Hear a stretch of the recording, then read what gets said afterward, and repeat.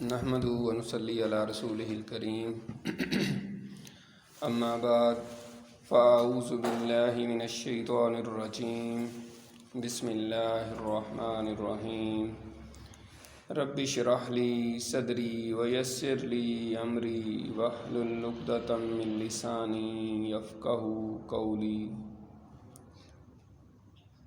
سلسلہ ہمارا چل رہا ہے خلاصۃ القرآن بسلسلہ فہم القرآن۔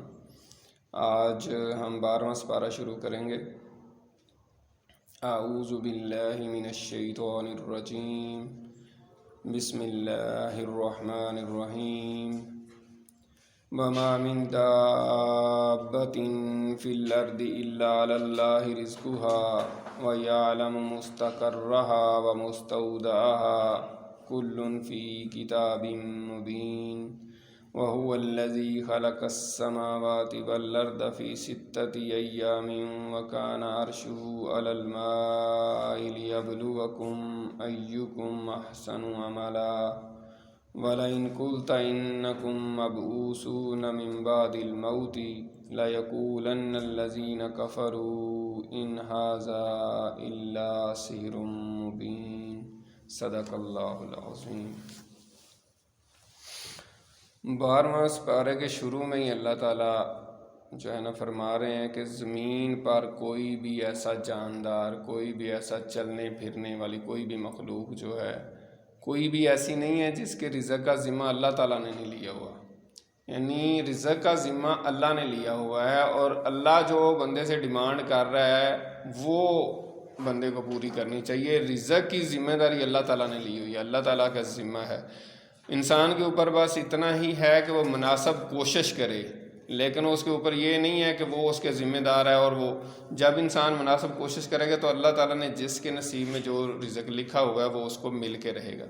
تو یہاں پہ سٹارٹ میں اللہ تعالیٰ نے یہ رزق کی ذمہ داری کے حوالے سے بڑی یہ اہم آیت ہے، اور اس پہ ہم سب کو غور و فکر کرنا چاہیے۔ اکثر ہم اس کو بھول جاتے ہیں اور ہم سمجھتے ہیں کہ رزق کا ذمہ ہمارے اوپر ہے، ہم اس کا نا، تو اللہ تعالیٰ کہہ رہے ہیں کہ رزق کا ذمہ میرے اوپر ہے۔ جو بھی جاندار ہے زمین پہ، خواہ وہ چلنے پھرنے والے جانور ہیں، خواہ وہ پرندے ہیں، خواہ وہ انسان ہیں، جن ہیں، جو بھی مخلوقات ہیں، ان سب کے رزق کی ذمہ داری وہ مجھ پہ ہے۔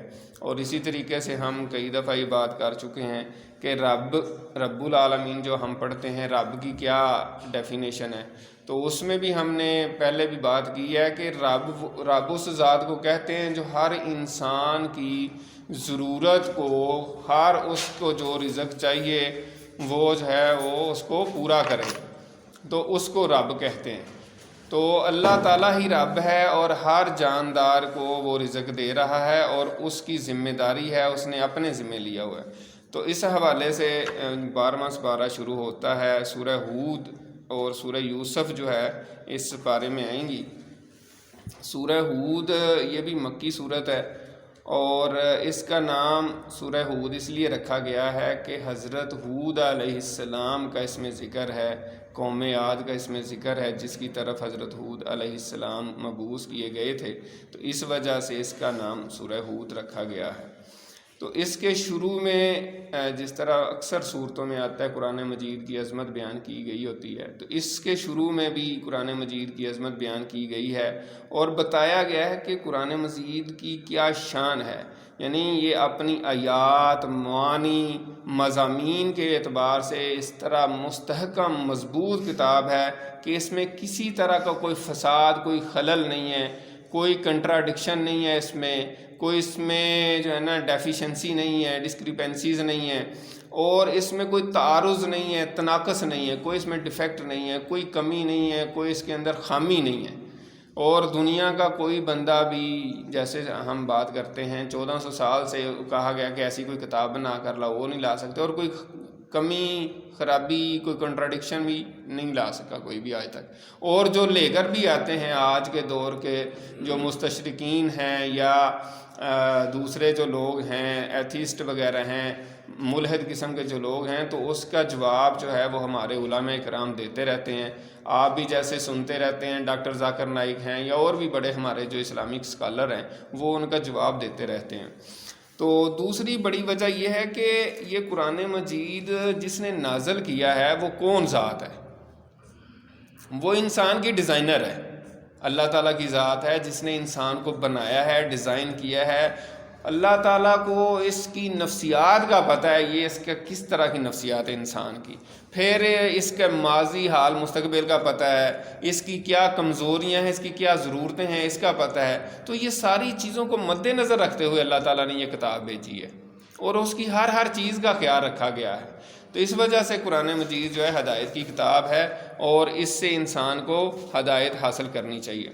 اس کے بعد یہ سورت کیونکہ مکی ہے تو اس میں توحید کے دلائل پیش کیے گئے ہیں، اور اس کے دلائل میں پھر اللہ تعالیٰ نے بتایا کہ ساری مخلوق کو رزق دینے والا اللہ ہی ہے، خواہ وہ مخلوق انسان ہو، جنات ہوں، چرند پرند ہوں، مچھلیاں ہوں، زمین میں رینگنے والے کیڑے ہوں۔ اور اس کے بعد یہ بھی فرما دیا کہ آسمانوں اور زمین کو اللہ ہی نے پیدا کیا ہے۔ اس کے بعد پھر یہ مضمون جو ہے آگے چلتے ہیں تو اس کے بعد سورہ ہود میں جو آگے مضامین آئے ہیں اس میں 2 گروہوں کا ذکر کیا گیا ہے کہ انسان کس قسم کے ہوتے ہیں۔ تو 2 گروہ، مین 2 کیٹیگریز میں انسانوں کو تقسیم کیا گیا ہے۔ ایک یہ ہے کہ وہ لوگ جو ہر وقت دنیا میں ہی مگن رہتے ہیں، وہ لوگ جن کی زندگی اور جد و جہد کا عمل ہدف صرف دنیا ہے، وہ ہر وقت اسی زندگی کو زیادہ سے زیادہ آرام دہ بنانے کی فکر میں لگے رہتے ہیں اور کبھی بھولے سے بھی انہیں آخرت یاد نہیں آتی۔ انسانوں کا ایک گروہ تو یہ ہے جو دنیا میں مگن ہے، دنیا میں لگا ہوا ہے، کما رہا ہے، کھا رہا ہے، بلڈنگیں بنا رہا ہے، جو کچھ بھی دنیا کے معاملات ہیں، کاروبار کر رہا ہے، جو بھی کر رہا ہے اس میں مگن ہے، مصروف ہے، اس کو آخرت کی کوئی فکر نہیں ہے۔ اس کو یہ خیال ہی نہیں آتا کہ یار میں نے مرنا ہے، اللہ کے حضور جانا ہے، میں سوچوں کہ میں نے اللہ کو کیا جواب دینا ہے، میں کیا کر کے آیا ہوں۔ جیسے کہ حدیث ہے اس میں بھی آتا ہے کہ قیامت کے اندر اللہ تعالیٰ نے پوچھنا ہے کہ میں نے تمہیں عمر دی تھی، تم نے کہاں گزاری ہے؟ میں نے تمہیں رزق دیا تھا، وہ کہاں خرچ کیا تھا؟ تمہیں میں نے وقت دیا تھا، کہاں گزارا ہے؟ جوانی دی تھی، کہاں؟ کیا جوانی میں تم کرتے رہے ہو؟ تمہاری کیا ایکٹیویٹیز تھیں؟ تمہارے کیا معاملات تھے؟ تو ان سوالوں کا جواب جو ہے وہ انسان کو تیار کرنا چاہیے۔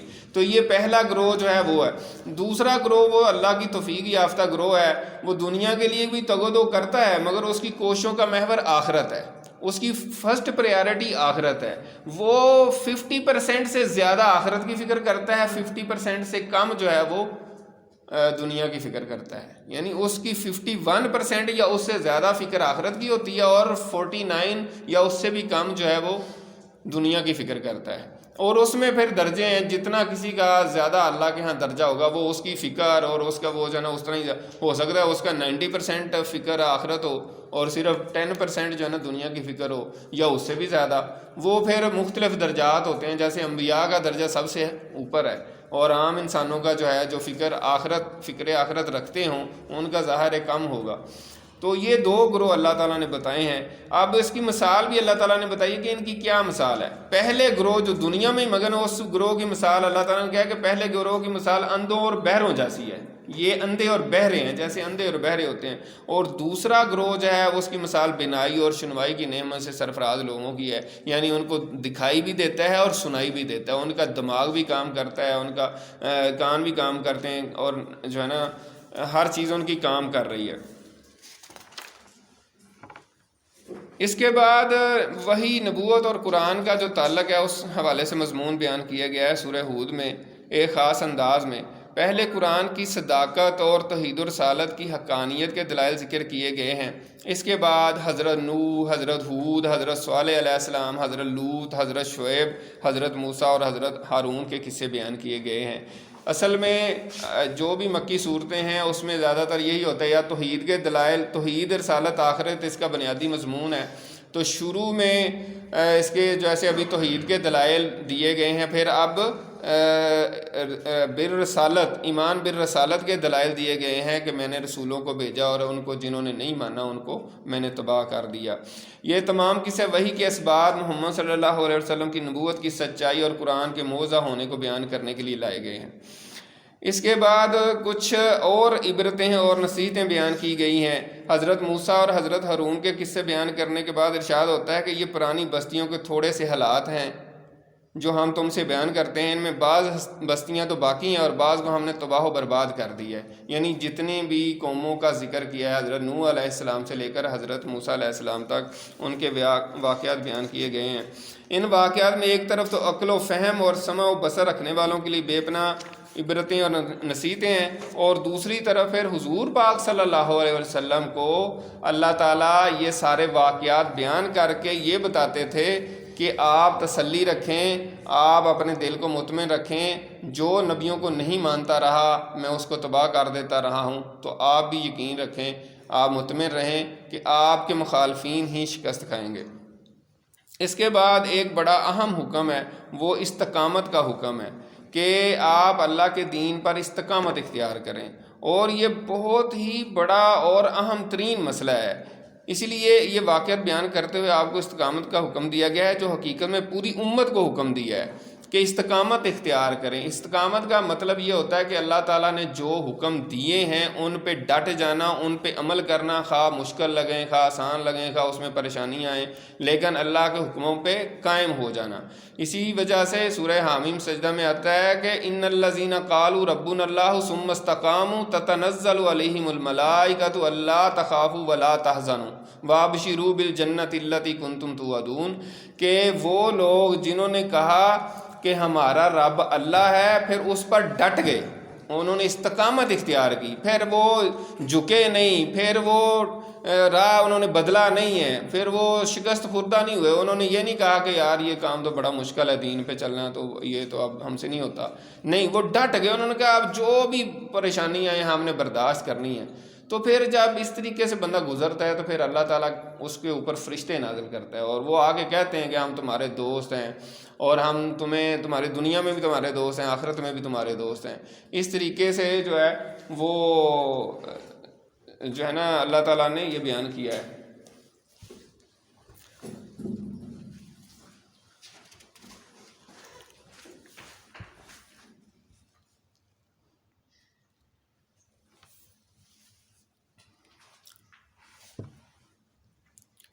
اس استقامت کے حوالے سے جو ہے نا حضرت عبداللہ بن عباس رضی اللہ تعالیٰ عنہ کا قول بھی ہے کہ انہوں نے فرمایا کہ رسول اللہ صلی اللہ علیہ وسلم پر اس آیت سے زیادہ سخت کوئی آیت نازل نہیں ہوئی. یعنی استقامت کسی بھی معاملے میں بہت مشکل کام ہوتا ہے. اور اس حوالے سے سورہ ہود کے حوالے سے ایک دفعہ صحابہ کرام نے آپ صلی اللہ علیہ وسلم کی داڑھی میں کچھ سفید بال دیکھے تو آپ کو کہا کہ آپ کو تو بڑا لگتا ہے بڑھاپا بڑی تیزی سے آ رہا ہے. تو آپ نے فرمایا مجھے ہود جیسی صورتوں نے بوڑھا کر دی ہے. یہ جو صورت ہم پڑھ رہے ہیں وجہ کیا تھی؟ اس میں پہلی قوموں کی تباہیوں کا ذکر تھا کہ انہوں نے نہیں مانا تو ان کو تباہ کر دیا گیا، قوم نوح نے نہیں مانا تو ان کو تباہ کر دیا گیا، قوم ہود، قوم صالح. تو یعنی آپ کو یہ فکر لگی رہتی تھی کہ کہیں میری قوم بھی تباہ نہ کر دی جائے، تو آپ کو ایک ٹینشن لگی رہتی تھی. تو اس وجہ سے آپ نے فرمایا کہ اس نے مجھے بوڑھا کر دیا. اس حوالے سے علماء حق اور علماء ربانیین کہتے ہیں کہ استقامت ہی عین کرامت ہے. یعنی کسی بھی نیکی کے کام پہ مستقلاً ڈٹ جانا یہ کرامت ہے. اس حوالے سے ایک واقعہ بھی بیان کیا جاتا ہے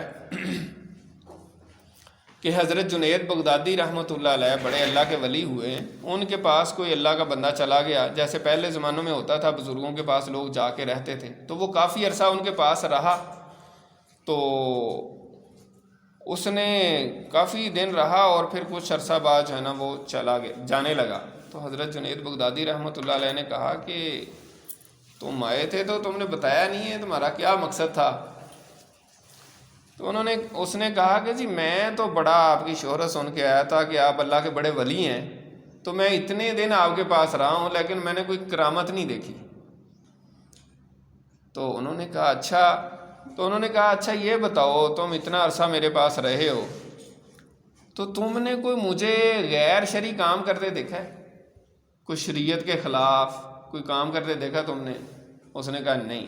تو آپ نے فرمایا اس سے بڑی کوئی کرامت نہیں ہے کہ بندہ اللہ کے حکموں کے مطابق زندگی گزار لے.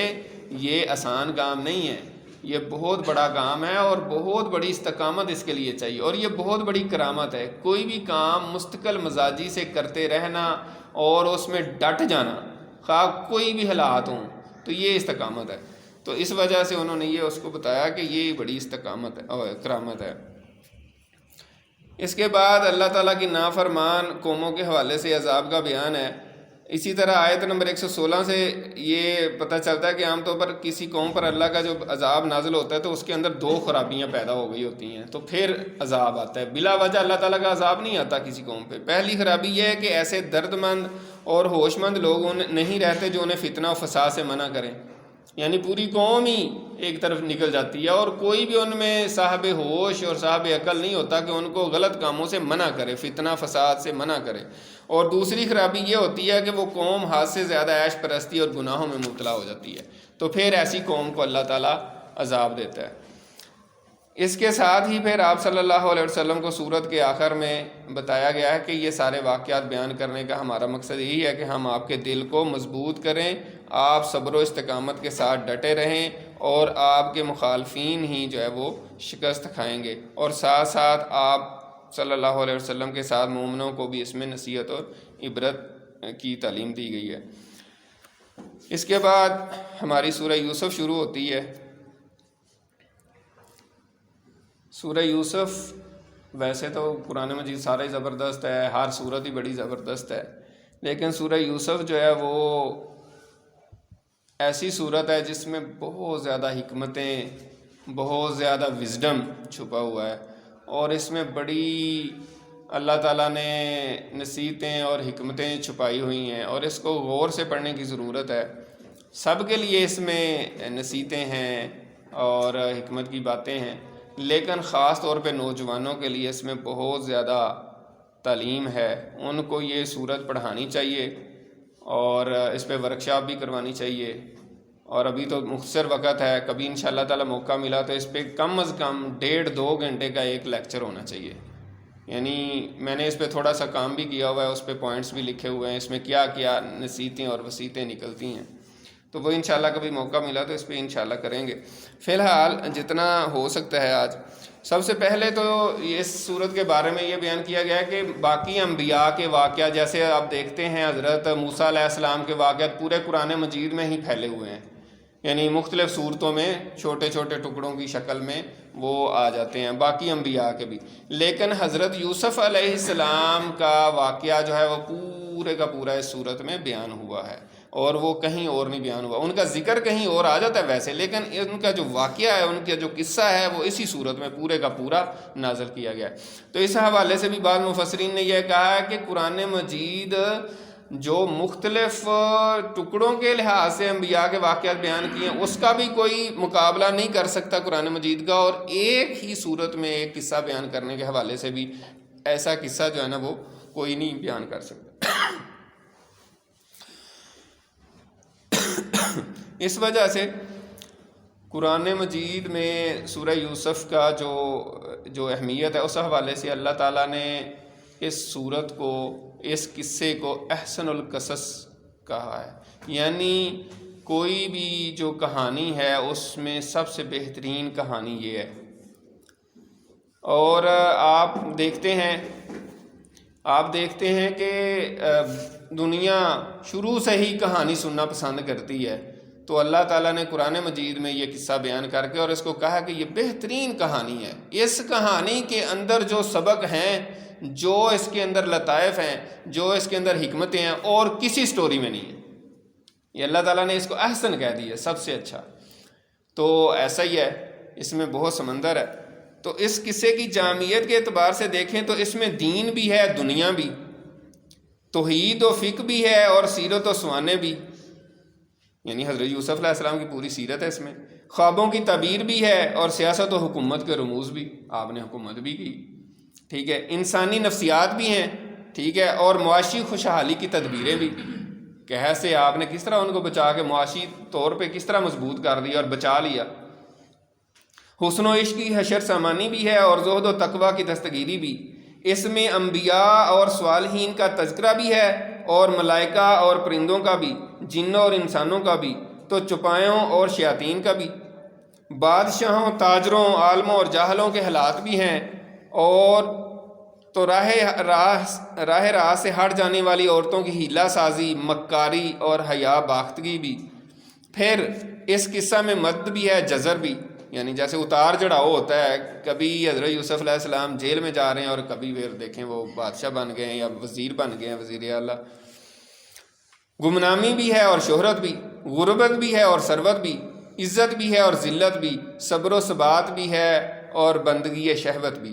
یہ ساری سٹوری جو ہے یہ اس میں ہر طرح کا معاملہ آ گیا، اس وجہ سے اس کو بہترین قصص میں شمار کیا گیا ہے۔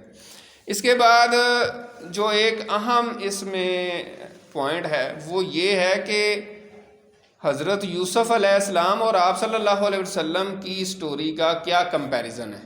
یعنی حضرت یوسف علیہ السلام اصل میں یہ شروع ہوتی ہے صورت، تو اس میں یہ آتا ہے کہ اس میں سوال پوچھنے والوں کے لیے بڑی نشانی ہے۔ انہوں نے پوچھا تھا کہ حضرت یوسف علیہ السلام کا کیا قصہ ہے بنی اہل مکہ نے، تو ان کو کہا جا رہا ہے کہ اس میں جو سوال پوچھ رہے ہیں، جو اعتراض کرتے ہیں اسلام کے بارے میں، آپ صلی اللہ علیہ وسلم کو اللہ کا نبی نہیں مان رہے ان اور حسد کی وجہ سے، تو ان کے لیے اس میں نشانی ہے۔ اب کیا ان دونوں یعنی حضرت یوسف علیہ السلام کے واقعے میں اور حضور پاک کے جو آپ کی واقعات تھے اس میں کیا ریزمبلنس ہے، کیا واقعات ہیں، تو اس میں یہ ہے کہ سب سے پہلی بات یہ ہے کہ حضرت یوسف علیہ السلام کے بھی بھائی جو ہے نا ان کی حسد ہو گئے، تو مکہ کے جو قریش تھے وہ بھی آپ صلی اللہ علیہ وسلم سے حسد ہی کر رہے تھے، تو اس وجہ سے مخالفت کر رہے تھے، ٹھیک ہے۔ اس کے بعد آپ صلی اللہ حضرت یوسف علیہ السلام کو ان کے بھائیوں نے قتل کرنے کی کوشش کی، تو آپ صلی اللہ علیہ وسلم کو بھی قتل کرنے کی کوشش کی گئی۔ جیسے حضرت علی کو آپ نے جب گھر میں چھوڑا تو وہ قتل کرنے کے لیے سارے اکٹھے ہوئے تھے، تو آپ بیچ میں سے نکل گئے۔ پھر تیسری بات یہ ہے کہ اگر حضرت یوسف علیہ السلام کو انہوں نے کنویں میں ڈال دیا تو انہوں نے آپ کو قتل کرنے کے جس طرح وہ کوشش کر رہے تھے حضرت یوسف کے بھائی، تو وہ بھی انہوں نے آپ کو اتنا مجبور کر دیا کہ آپ غار میں چھپ گئے۔ تو غار میں جا کے 3 دن چھپنا یا کنویں میں 3 دن رہنا تقریباً ریزمبلنس ہے کہ آپ دنیا سے کٹ گئے ہیں اور بالکل ایک علیحدہ جگہ پہ بیٹھے ہیں اور کوئی وہ رابطہ نہیں ہے کسی سے، تو اس میں ریزمبلنس ہے۔ پھر یہ ہے کہ حضرت یوسف علیہ السلام مصر میں آ گئے اپنا وطن چھوڑ کے، تو آپ کو بھی اپنا وطن چھوڑنا پڑا، آپ مدینہ چلے گئے۔ پھر یہ ہے کہ حضرت یوسف علیہ السلام وہاں پہ اور مشکلات کا سامنا کرتے رہے، تو حضور پاک صلی اللہ علیہ وسلم مدینہ میں آپ نے کون سی مشکل نہیں فیس کی؟ ایک طرف منافق تھے، ایک طرف یہودی تھے، اور اوپر سے یہ مکہ کے قریش جو ہے جا کے حملے کر رہے تھے اور پورے عرب کو اکٹھا کر کر کے لا رہے تھے۔ بدر ہوا، احد ہوا، پھر غزوہ احزاب ہوا، تو یہ ایک طرح سے آپ کو انہوں نے قید کر دیا تھا۔ جیسے حضرت یوسف علیہ السلام بعد میں قید میں چلے گئے، تو اس وقت آپ صلی اللہ علیہ وسلم کا ایسے ہی تھا جیسے پوری دنیا نے آپ کو ہر طرف سے گھیرا ہوا ہے اور قید کیا ہوا ہے۔ پھر جب غزوہ احزاب ہوا تو آپ نے فرمایا کہ آج کے بعد قریش آپ کے اوپر حملہ آور نہیں ہوں گے، مسلمانوں کو کہا۔ تو یہ حضرت یوسف علیہ السلام کی جیسے قید سے آزادی ہوئی ہے، اسی طرح آپ مسلمانوں کی آپ صلی اللہ علیہ وسلم کی قید سے آزادی ہوئی، اور آپ نے کہا کہ اب آپ کے اوپر یہ حملہ آور نہیں ہوں گے۔ پھر حضرت یوسف علیہ السلام کو بادشاہ نے بلا لیا خواب کی تعبیر بتانے کے سلسلے میں، اور ان کو بڑا عہدہ دے دیا۔ تو اس کے ساتھ ہی حضور پاک صلی اللہ علیہ وسلم کا اگر دیکھیں تو آپ نے مکہ فتح کر لیا، اور پھر ریاست مدینہ فل پاورفل ہو گئی، اور آپ کے مقابلے میں کوئی بھی نہ ٹھہر سکا۔ تو یہ جو ہے یہ ساری ریزمبلنس ہے۔ اس کے بعد پھر جب آخر میں آ کے کیا ہوا کہ آپ حضرت یوسف علیہ السلام جو ہیں ان کے پاس جب بھائی آئے ہیں تو انہوں نے پھر کہا کہ جب حضرت یوسف علیہ السلام نے بتا دیا کہ جناب میں آپ کا بھائی ہوں، تو انہوں نے کہا کہ آج اللہ تعالیٰ نے آپ کو عزت دی ہے، یہ ہے وہ، بڑے شرمندہ ہوئے۔ تو وہ سوچ رہے تھے پتہ نہیں کیا سزا دیں گے ہمیں، تو آپ نے فرمایا کہ لا تثریب علیکم اليوم، تمہارے اوپر آج کوئی وہ نہیں ہے، میں تمہیں معاف کرتا ہوں۔ تو یہی بات جب مکہ فتح ہونے کے بعد سارے قریش کے لوگ آپ کے حضور پیش ہوئے، تو آپ نے کہا کہ میں آج وہی بات کرتا ہوں جو حضرت یوسف علیہ السلام نے اپنے بھائیوں سے کی تھی، لا تثریب علیکم اليوم، تمہارے اوپر کوئی وہ نہیں ہے، تمہیں میں معاف کرتا ہوں۔ تو یہ واقعات کی جو ہے نا ریزمبلنس ہے۔ پھر اس کے بعد یہ ہے کہ جو حضرت یوسف علیہ السلام کا قصہ ہے یہ تقریباً ہر مسلمان کے گھر میں پڑھا جاتا ہے، سنا جاتا ہے، بچوں کو بتایا جاتا ہے، جو حقیقی مسلمان ہیں اس کو جانتے ہیں، سمجھتے ہیں۔ تو اس کی اجمالی اس کا بیان کر دیا جاتا ہے، کیونکہ زیادہ ڈیٹیل میں تو پھر یہ قصہ نہیں ہم تھوڑے سے وقت میں بیان کر سکتے۔ تو اجمالی طور پہ یہی ہے کہ حضرت یعقوب کے 12 بیٹے تھے، پھر حضرت یوسف اور حضرت بنیامین جو ہیں وہ 2 بیٹے جو ہے نا وہ ایک اور بیوی سے تھے۔ حضرت یوسف علیہ السلام چھوٹے ہوتے ہی خوبصورت بھی تھے اور خوب سیرت بھی تھے، تو آپ حضرت یعقوب علیہ السلام ان سے زیادہ پیار کرتے تھے. اور دوسری بات یہ تھی کہ ان کی ماں فوت ہو گئی تھی راحیل، تو اس لیے زیادہ کیئر کرتے تھے. چھوٹے بھی تھے تو بڑے بھائیوں نے حسد کیا اور انہوں نے کہا نہیں ہم تو یہ تو باپ زیادہ ان سے محبت کرتے ہیں، ہمارا باپ تو بہک گیا نعوذ باللہ. تو ان کو قتل کرنے کی کوشش کی، پھر کنویں میں پھینک دیا، پھر وہ ان کو بیچ دیا، پھر وہ مصر میں آ گئے، وہاں غلاموں کی منڈی میں بیچا گیا. پھر عزیز مصر نے خرید لیا.